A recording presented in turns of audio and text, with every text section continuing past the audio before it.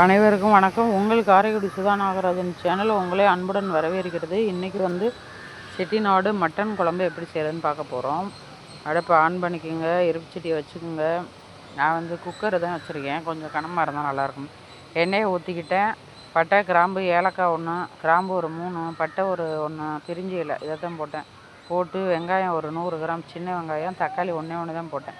போட்டு நல்லா வதக்கிட்டு, நல்லா ஃபுல்லில் வச்சு வதக்கிட்டு, மட்டன் 3/4 கிலோ மட்டனு நல்லா அலசி மஞ்சத்தூள் உப்பு போட்டு நல்லா அலசி அதையும் நல்லா வதக்கிக்கிறேங்க. அதுக்கு முன்னாடி நான் என்ன பண்ணிட்டேன்னா, சீரகம் 1 ஸ்பூன், சோம்பு 1 ஸ்பூனு, மிளகு ஒரு 1/4 ஸ்பூனு, அப்புறம் முந்திரி பருப்பு, தேங்காய், அதுக்கப்புறம் சின்ன வெங்காயம், பூண்டு, இஞ்சி, ஒரு 2 தக்காளி, இதையெல்லாம் போட்டு நல்லா வதக்கி மிக்ஸி ஜாரில் போட்டு அரைச்சிட்டேன். பாருங்கள், பூண்டு, இஞ்சி இதெல்லாம் இருக்குது பாருங்கள். மேலே தக்காளியும் போட்டு அரைச்சிட்டேன். அதுக்கப்புறம் நான் என்ன பண்ணிட்டேன், தனி மிளகாத்தூள், தனி மல்லித்தூள் எடுத்து வச்சுட்டேங்க. நம்ம பாக்கெட்டு மிளகாத்தூள் சிறிதளவு அந்த கலருக்காக போட்டிருக்கேன். இது மல்லித்தூள் ஊரில் இருந்து அரைச்சிட்டு வந்தது, காரைக்குடியில். அது நல்லா வாசனையாக இருக்குது. அதுவும் ஒரு 2 ஸ்பூன் போட்டேன். ஏன்னா கொஞ்சம் சீரகம், சோம்பு, மிளகு எல்லாம் கலந்து அரைச்சிருக்கோம். அதில் போட்டு நல்லா தண்ணியை கலக்கி குழம்புல ஊற்றிட்டேன். நல்லா மட்டனை நல்லா வதக்கிட்டு தண்ணியை ஊற்றி, இந்த மசாலாவில் தண்ணியை ஊற்றி நல்லா கலக்கி, ஊரில் இப்படி தான் வைப்பாங்க. சில பேர் எல்லாத்தையும் பொடியை போட்டு வதக்கிடுவாங்க. இந்த மாதிரி வச்சாலும் நல்லா டேஸ்ட்டாக தண்ணியாக நல்லா இருக்குது.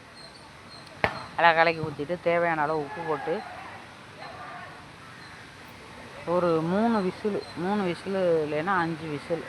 புது குக்கராக இருந்தால் 3 விசில் போதும், பழைய குக்கர்னால் 5 விசில் வச்சு நீங்கள் இறக்கிட்டீங்கன்னா அருமையான மட்டன் குழம்பு ரெடி ஆயிரும். இதில் முந்திரி பருப்பு ஏன் போடுறோம்னா, தேங்காய் போடலைன்னா முந்திரி பருப்பு போடலாம். இல்லை தேங்காயும் போடுறேன், முந்திரி பருப்பும் போடுறேன்னா இது கொஞ்சம் அது கொஞ்சம் போட்டுக்குங்க. பாருங்கள், அருமையாக கலர் எப்படி வந்திருக்கு பாருங்கள்.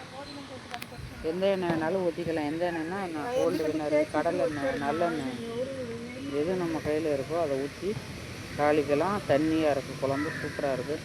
இட்லி, தோசை, சாதம் எல்லாத்துக்குமே அருமையாக இருக்கும். நான் சாப்பாடு போட்டு சாப்பிட ஆரம்பிச்சிட்டேன். நீங்களும் செஞ்சு சாப்பிடுங்க. நீண்ட ஆயுளோடு நிறை செல்வத்தோடு சிறப்பான வாழ்க்கை இனிமையாக வாழ எல்லாம் வல்ல இறைவனை வேண்டுகிறேன். வாழ்க வளமுடன் நீங்களும் உங்கள் அன்பு குடும்பம் மகிழ்ச்சி. என்னுடைய சேனலை இதுவரைக்கும் சப்ஸ்கிரைப் பண்ண அனைத்து அன்பு உள்ளங்களுக்கும் கோடான கோடி நன்றி. இனிமேல் சப்ஸ்கிரைப் பண்ணுறவங்களுக்கும் நன்றி.